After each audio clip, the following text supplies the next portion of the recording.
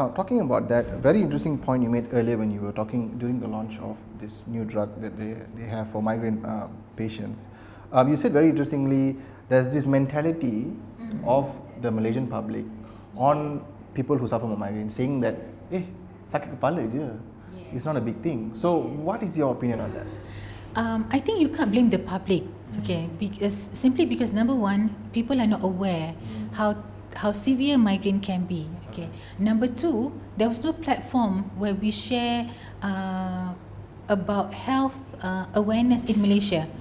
Maybe for the chronic diseases like kidney or cancer, okay, or heart attack, okay, where the common view that people are very much very scared of it. Even the mention of the name breast cancer, people go, ooh, but migraine, so you see the different response, right?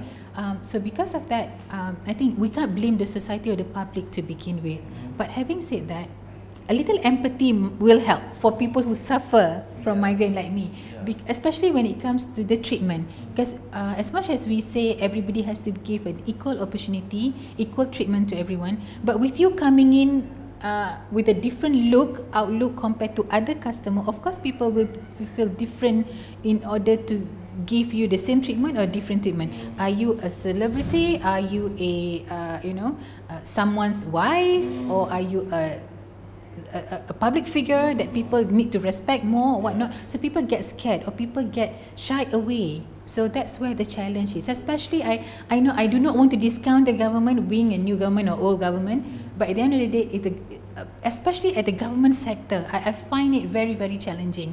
And explaining every single person that I see why I have to still keep my glasses on is hard. The only time I took off my glasses, okay, literally speaking, is where I have to do my new passport. Yeah, because taking photos you have to take out. So the guy said, Puan, you have no choice but to take. Can you manage the lighting? I said, I try, but if I shut my eyes because of the light, you have to keep on repeating. Is that an understanding? And he goes, okay.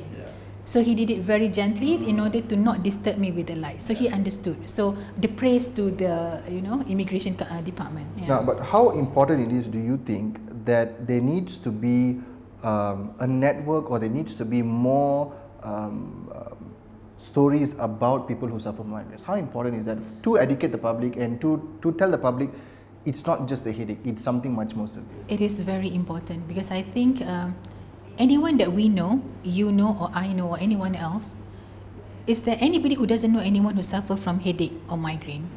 Highly likely you will have one family member or one close friend or anybody. So that's just to show how common it is. But because it is too common and not being emphasized on, it's not being paid attention to. Yeah, so that's why I think really we can have something like American Society of Migraineurs, like how they have it in America or in the UK. They even have the internal headache society. Can you imagine that? They even go specific to the pain itself. And here, whenever you claim you have headache, people will just it's normal lah. Take some medicine. Take some medicine. Panadol will do. You think Panadol kill migraine? No. You need a strong painkiller for it. You know. So that's how important to me. Especially if we can't do much about the society, fine. At least do the awareness bit of it. Maybe the healthcare provider can also do a migraine week. Why not? You know, just like how you have the cancer month. Okay, so you have just the conversations about migraine needs to increase. So let it be that to be accepted as one. In fact, to declare migraine as a disease, that will be my dream. That will be my dream come true. Yeah, because you suffer and it's affected your quality of life, definitely. Let's move on to the final thing of our session is, what would you say to the people at home who have a family member who has migraines, or themselves who they think they have migraine? What would be your advice to them? My advice is get yourself checked to properly be diagnosed with what type of migraine or what triggers your migraine, so that you can have a better life. So let's not make migraine as the beast in your life, but rather the beauty of your life, you know. To learn it, to understand it, and then give the support. Like caregivers need also know that what not to do when the people is having migraine. Okay, how do you care for them? Or you know, a husband and wife, how do you tolerate each other when either one of you got migraine? Or even worse, like in my case, I had migraine, my husband has vertigo. So we understand each other's pain. Yeah. So definitely don't be shy, and of course you have to be religious when it comes to the medication, so that's hard because with if you really on time with your medication and everything, you will not have a pain at all. Like for me, as long as I have my sunglasses at the right timing so that it doesn't trigger with the lights, I can even go swimming, outdoor activity, I can go to the zoo, to the theme park, anywhere. But never ever ask me or push me to not wearing my glasses. Yeah, or don't leave my medication, my timely medication, you know, on daily basis. Yeah. So it can be as simple as that, but it can be painful if it's not being managed well. All right, thank you so much, Puan Kimi, for your time.